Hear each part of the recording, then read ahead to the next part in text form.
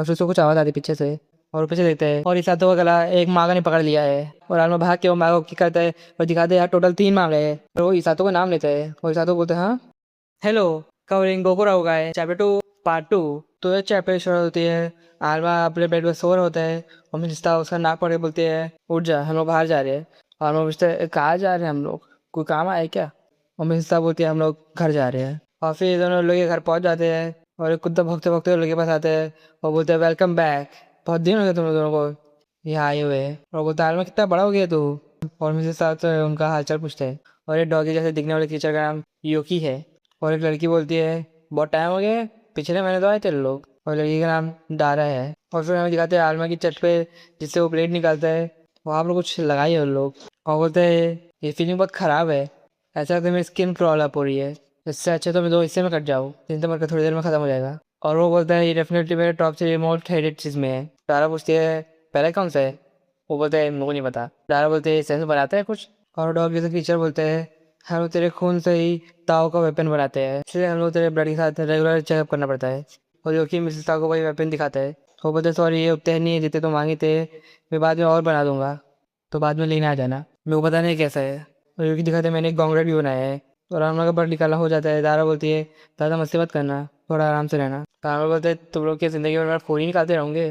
और दारा बोलती है इतना नेगेटिव क्यों रह रहे थे ये चीज़ को, बस खून ही तो निकाल रहे थे। और मिसेस साहब बोलती है आलमा एक बार हम लोग सब मागा को ख़त्म कर दे तो तेरा ब्लड निकालने की कोई ज़रूरत नहीं रहेगी, अगर मागा नहीं रहेंगे तो तेरा ब्लड निकालने की कोई ज़रूरत नहीं रहेगी। और आलमा बोलते मिसेस मिसेस साहब तुम तो जीनियस हो। और मिसेस साहब बोलते नहीं तू बस पागल है।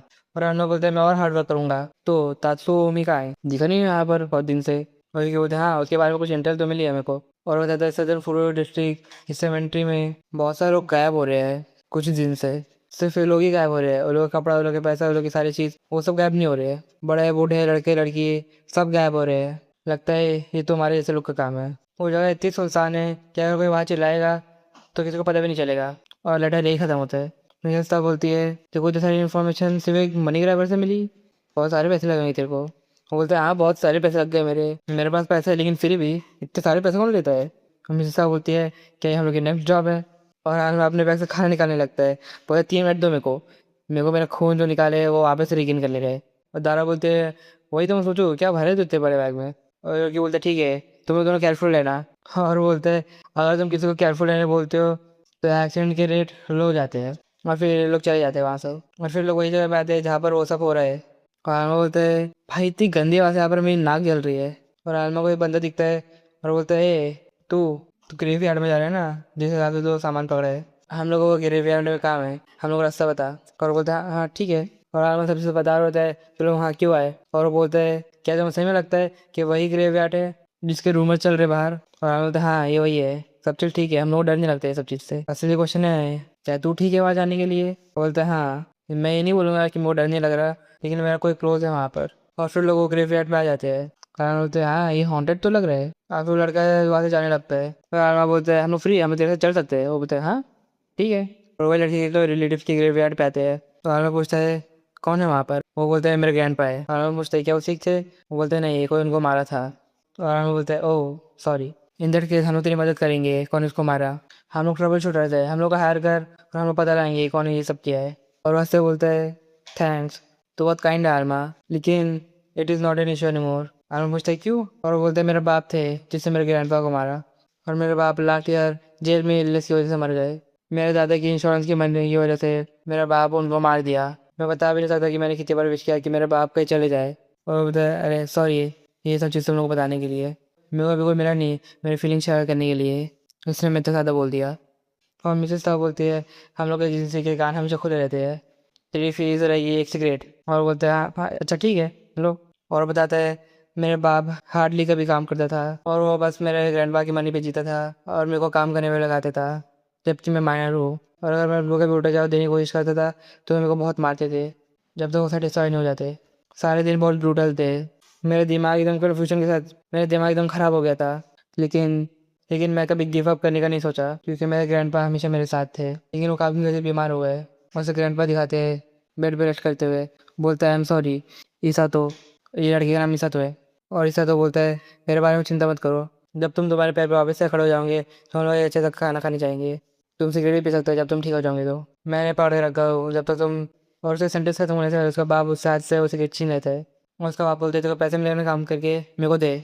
और बोलते नहीं ये हॉस्पिटल बिल्स के लिए है। वो बोलता है दे मेरे को। और मैंने में बोलता है ये पैथेटिक लग रहा होगा। मैंने वो कुछ बोल नहीं पाया क्योंकि वो मेरे को एकदम गंदे से लोग दे रहे थे। और उसके बाद मेरे मिडिल स्कूल ग्रेजुएशन की सेरेमनी थी, वो मैं अटेंड करने गया था।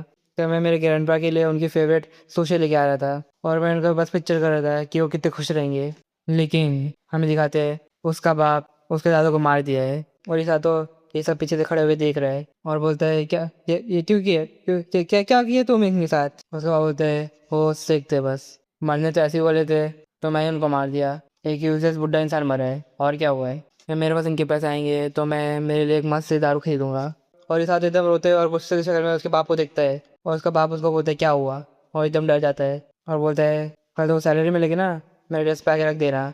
वो टाइम में तक खराब लग रहा था कि मैं उसको कुछ बोला क्यों नहीं, शायद मैं चाहता था कि कोई मेरे को ब्लेम करे। और आना बोलता है लेकिन तेरे को गलती नहीं थी ईसा, तो तेरे ऊपर ब्लेम नहीं आना चाहिए। मेरे को लगता है तू बस बहुत काइंड है और सारा ब्लेम अपने ऊपर लेता है। मेरे को पता है तेरे दादा भी यही बोल देंगे तेरे को। और बोलते हैं शायद वही बोलते हैं। और ईसा तो बोलता है सॉरी वापस इतना सब चीज़ बोलने के लिए तुमको, शुक्रिया सब चीज़ के लिए, मेरे को अच्छा लग रहा है ये सब चीज़ मेरे चर्च से थोड़ा उतार के। आलमा बोलता है तो अभी भी चिंता में लग रहा है। और बोलता है अगर इतना चिंता रहेगा तो गंजा हो जाएगा। और उसको उसके एजेंसी का कार्ड देता है और ऐसा तो उसको थैंक यू बोलता है। और बोलते हैं भाई मेरे को काम करने जाने थे। और आलमा बोलते हैं अभी तो कुछ आया तो नहीं। हम साहब बोलती है कुछ खाना खाने चलने गए।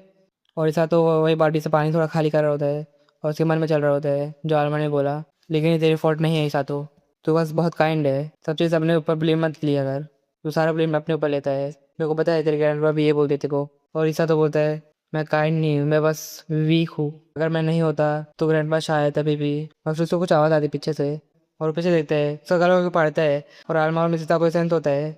और ईसा तो का गला एक मागा ने पकड़ लिया है और मागा बोलते मेरे को दे। और आलमा भाग के वो मागा को किक करता है और दिखा दे यार टोटल 3 मांगे हैं। ईसा तो बोलते है आलमा।